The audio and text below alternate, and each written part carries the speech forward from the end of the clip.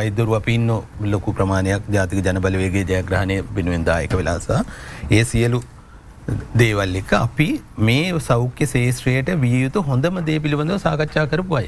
ඒ නිසා තමයි චතුර මෙතෙක් කාලයක් බිලියන 220ක් 240ක් වගේ ගාණක් පොදුවේ සෞඛ්‍ය පද්ධතියටම වෙන් කරපු එක අපි මේ සැරේ බිලියන 604ක් සෞඛ්‍යයට වෙන් කරලා තියෙනවා. ඉතිහාසයේ වැඩිම මුදල නෙවෙයි නම් වෙන මොකද්ද?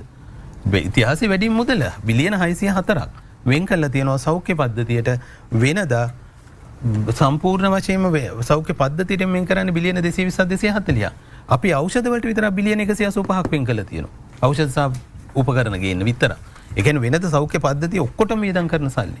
අපි මේ සැරේ ඖෂධ සහ උපකරණ සඳහා විතරක් වෙන් කරලා තියෙනවා. ඇත්තට මේ අප්‍රේල් මාසයෙන් පස්සේ ජනතාවට ওই බොරුව මුළුමනින්ම හෙළිදරව් වෙනවා. ඒකයි මම කිව්වේ ඔබතුමාලා early වැඩි, වේලාසන වැඩි. මොකද මේ පොඩ්ඩක් ඉවසීම හිටියුණා මේක ඇත්ත තත්ත්වයේ තේරුම් අරගෙන ඔය සටන් වලට නොයන්න තිබ්බා. ඒ නිසා ජනතාවගේ පැත්තෙන් මම ජනතාවටත් ඉල්ලනවා සහ වෛද්‍යවරුන්ට. ඔබතුමා මතු කරපු නිසා චතුර වෛද්‍යවරුන්ට ඉල්ලනවා අපි ඊ타මත්ම නිවැරදිව වෛද්‍යවරයාගේ වෘත්තීය ගරුත්වයේ ඉහළටම නැංවෙන ආකාරය සම්බන්ධව සානිකුත් සියලුම ශාස්ත්‍රවල අපි දැන් වෛද්‍යවරු ගැන විතරක් නෙමෙයි මුළු සෞඛ්‍ය පද්ධතියම සියලුම වෘත්තීන් වල ගරුත්වය ආරක්ෂා කරන්න අවශ්‍ය සියලුම ක්‍රියාමාර්ග ගනිමින් ඉන්නවා. මම දැන් අවුරුදු 20කට වඩා සීනියර් වෛද්‍යවරයෙක් මේ මැතිවරණට ඉල්ලන්නට කලින් ඒ කාලය ඇතුළත ගත්තම මගේ අවසානට මට හම්බෙලා තියෙන රුපියල් 84000යි බේසික් එක. මේ රටේ අවුරුදු 20කටත් වඩා සීනියර් වෛද්‍යවරයෙක්. හැබැයි මගේ බේසික් එක තිබුණා 84000යි.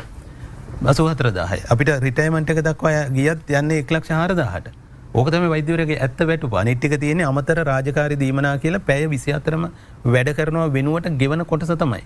ඒකෙන් තමයි වැටුප හදලා තිබුණේ. අපි පළවෙනි වතාවට ෆයිනල් ස්ලැබ් එක 1,04,000 සිට 1,84,000 වෙනකම් වැඩි කරලා තියෙනවා. 2027 ජනවාරි වෙනකොට ෆයිනල් ස්ලැබ් එක 1,84,000ට වැඩි වෙනවා. ඉතින් වැඩිවීමක් නෙවෙයි ඒක මොකද්ද? ඒක වැඩිවීමක් නෑ කියලා කොහොමද තර්ක කරන්නේ? ඒ වැටුපක වෙන්න තියෙන වැටුපක තියෙන ප්‍රධාන කොටස් හතරක්. බේසික් එක OTs හරි එහෙම නැත්නම් අමතර රාජකාරී දීමනා එහෙම නැත්නම් ඉන්ක්‍රිමන්ට්ස් සහ PH හතරම වැඩි කරලා තියෙන්නේ. ආ එකක් නෙමෙයි. බේසික් එක වැඩි කරලා තියෙනවා ඒ ගානට ඉන්ක්‍රිමන්ට් 80කින් වැඩි කරලා තියෙනවා අමතර රාජකාරී දීමනා සහ OT කියන එකත් අර ප්‍රතිශතයෙන් වෙනස් වුණත් ගණන් හදලා බලන්න වැඩි. මොකද මේ ප්‍රතිශත වෙනස කරත් අපි ගෙවන්නේ 2027 අපි බලාපොරොත්තු වෙන ෆයිනල් ඔය ස්ලැබ් මේකට ගෙවන්නේ 27 දී ලැබෙන මූලික වැටුපට අදාළව තමයි ගෙවන්නේ. ඒතකොට කොහොමත් වැඩි. ඊට පස්සේ තර්ක කරා PH එකට 31යි ඒ 31 කියන්නේ අඩු කළා කියලා. අඩු කළා නෙමෙයි ඒත් වැඩි ගණන් හදන්න.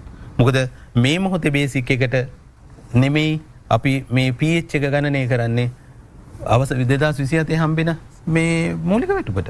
ඒ නිසා ඒක නිසා මේ ජනතාව රැවැට්ටීමට මේ දරන උත්සාහය මං කියන්නේ ඇත්තටම පොඩ්ඩක් හිතන්න ඕනේ. මේ ආණ්ඩුවපත් වෙලා මාස 3යි මාස 4යි ආණ්ඩුවපත් වෙලා නොවැම්බර් ඡන්දෙ තිබුණේ මහමැතිවරණේ මෙතුමන්ලා අපි කවුරුත් ඇතුළට ආවේ පාර්ලිමේන්තුවට ආවේ මැතිවරණේ. ඒකෙන් පස්සේ තමයි ආණ්ඩුව පිහිටෙව්වේ. ඒ ආණ්ඩුව පිහිටවල ගත්ත පළවෙනි මේ අයවැය